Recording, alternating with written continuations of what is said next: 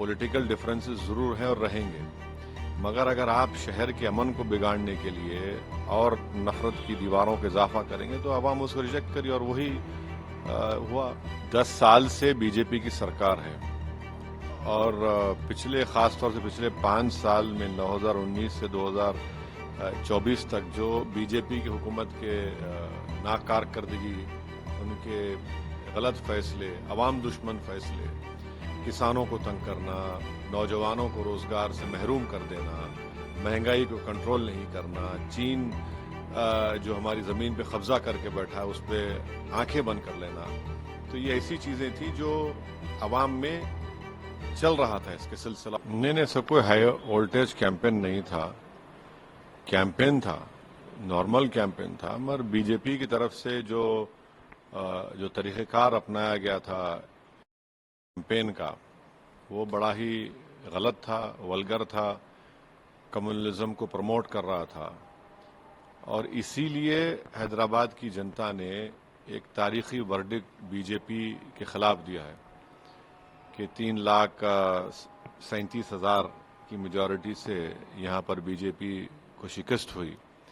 तो यही इनका कैंपेन, चाहे वो प्रधानमंत्री का कैंपेन रहा हो या यहाँ मुकामी बीजेपी का रहा हो, उसको हैदराबाद की आवाम ने रिजेक्ट किया। मैं शुरू से कह रहा था कि ये कैंपेन नहीं चलेगा क्योंकि अब पॉलिटिकल डिफरेंसेस ज़रूर हैं और रहेंगे, मगर अगर आप शहर के अमन को बिगाड़ने के लिए और नफरत की दीवारों का इजाफा करेंगे तो आवाम उसको रिजेक्ट करी और वही हुआ। सर, जो पूरे देश भर में अखिल भारतीय स्तर पे जो रिजल्ट आए, जो दिख रहा है, जो सियासी सूरत हाल बनी है, उस पर आपका क्या प्रतिक्रिया है? क्योंकि बीजेपी 400 पार की बात कर रही थी लेकिन वो उन्हें हासिल नहीं हुआ। दूसरी तरफ कांग्रेस को एक ठीक ठाक बढ़त मिली है।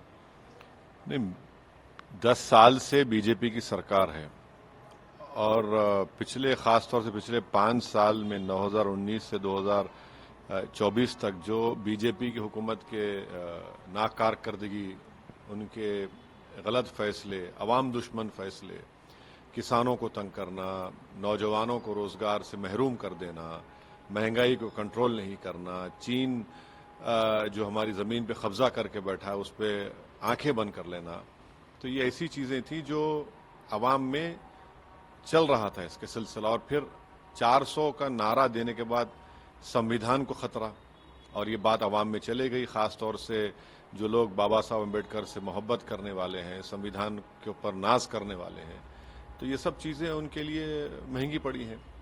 और बहुत से लोग, मुझे लगता है कि जो ये समझ रहे थे बीजेपी नहीं हारेगी, अब आप देखेंगे कल से उनका और ग्राफ गिरेगा।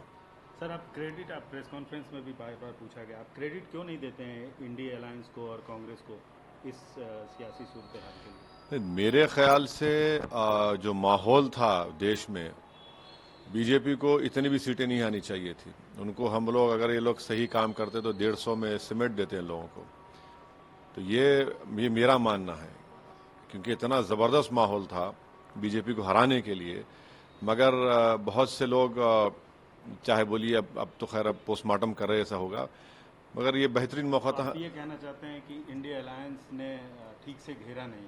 अगर आपकी राय लिए होते या आपको नहीं, सवाल मेरी राय का नहीं है, सवाल मुझे साथ लेते या नहीं लेते मुझे से कोई फर्क नहीं पड़ता, मगर एक बना माहौल था, बीजेपी को सरकार नहीं बनाने से रोक सकते थे और जनता भी चाह रही थी, तो शायद उसमें हम लोग नाकाम साबित हुए। मगर अब हमको तो ब्लेम नहीं कर सकते आप। एक बात साबित हो गई कि इस देश में कभी मुस्लिम वोट बैंक नहीं था, ना कभी रहेगा।